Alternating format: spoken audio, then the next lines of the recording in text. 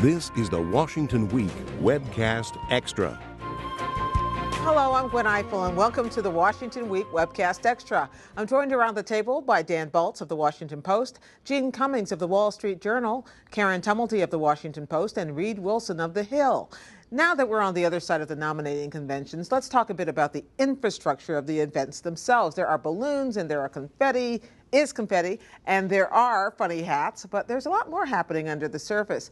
So which party managed just that part, the theatrics of the convention, Karen, in your opinion? Oh, hands down, the Democrats. Yeah. And ironically enough, when Donald Trump had for months been promising a quote-unquote showbiz convention, and that, you know, this was going to be a production unlike anything we'd ever seen, and by the end of this week, he was saying, well, I didn't really care about that stuff. Anybody else?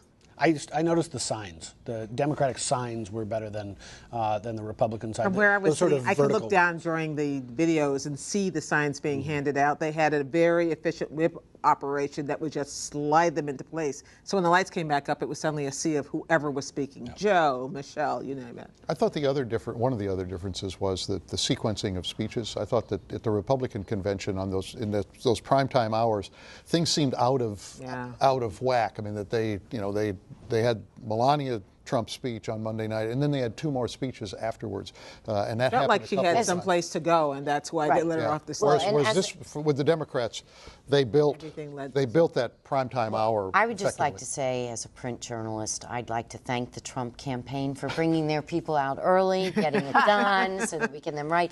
But no, as a television journalist, let me say there were long musical interludes that I wasn't happy about. I agreed the Dems ran a better show, and they may have run a better show because they were afraid of what Trump was going to do. Because Trump can do, or we assumed could do, TV, and they had to be worried that he was indeed going to put on a very good show.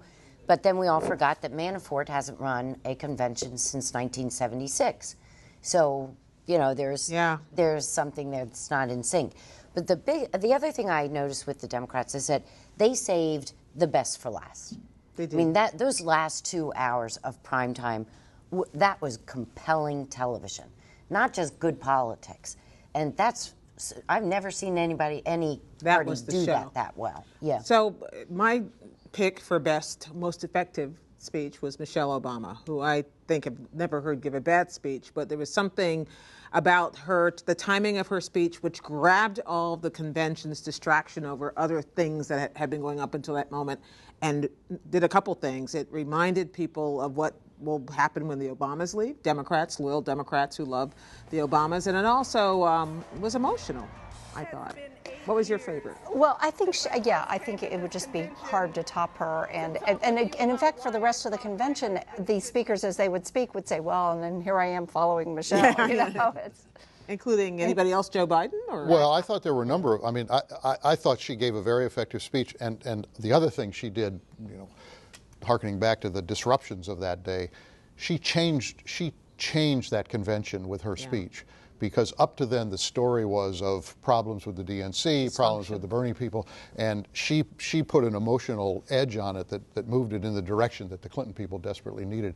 I thought President Obama's speech may have been the most effective of the week because he did so much in it. And one of the things he did that I think was strategic and potentially very significant was they grabbed back, obviously, the idea that America is great. I mean, they tried to get that, you know, counter Trump on the idea that it isn't. But they were doing it in the context of an America that is a diverse America, a changing America, a transforming America, an America that to some people is a little scary. They were trying to say, this is a great country and here are the reasons why. My personal favorite was Joe Biden.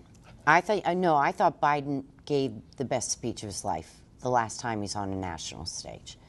It grabbed me too. He's given lots of really good speeches. I mean, when Biden's on his game, there are a few that can touch him. Malarkey, right.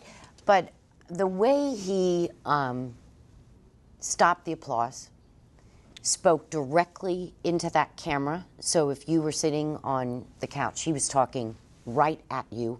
He had teleprompters around him, but we all know he views that as a benchmark of opportunity, not what he has to read.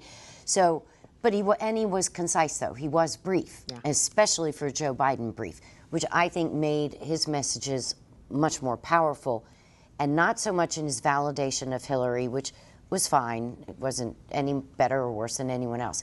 But his indictment of Trump was very powerful. Well, speaking of Trump, there's one other thing we didn't get to in the main program, and it's this whole he has a gift for distraction. He has a gift for stealing the limelight, which is what he set out to do a couple of times this week, but unintentionally, I think, when he looked in the camera once again and said, gee, Russia, you might really want to look at Hillary's emails, which every foreign policy expert grabbed their heart, as this was as a betrayal of what a president would do. And Dan referenced the sort of sequencing of the Democratic speeches. One of the major things that changed after Donald Trump made those comments was that Leon Panetta tore up his speech and wrote a new one questioning Donald Trump's fitness for office. I should be beyond the point now where I'm surprised by the lack of decorum in this campaign, but several Democrats used the word treason this week, and in regards to Donald Trump. This is something new, I think, in the litany of misstatements or impolitic statements that Trump has made. You think it turns a corner where it actually will change? Because every time we think that's yes, true. that's true. But it also opened a Democratic door to really hammer home the question of whether or not this person is fit to be in office. Hillary Clinton the standout line in her speech to me was, if this is somebody who can be rattled by a tweet, do we want them to have access to nuclear weapons? This is a new line of attack that is really going to, I think, pay dividends for Democrats in the long run. He thrives on chaos. Yeah. And whether by design or by accident, he is a strategic disruptor. And I think part of that was that.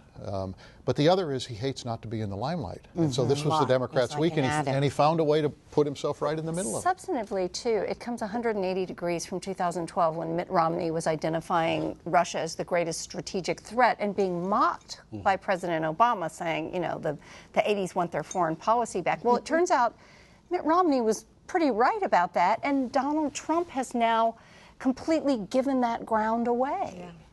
Well, thank you all very much. I know that you're very tired, as am I, because it's been an amazing couple of weeks. But it's not over, guys. It's just beginning.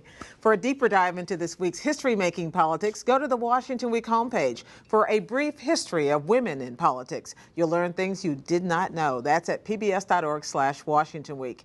And that's it for the Washington Week Webcast Extra. We'll see you next time.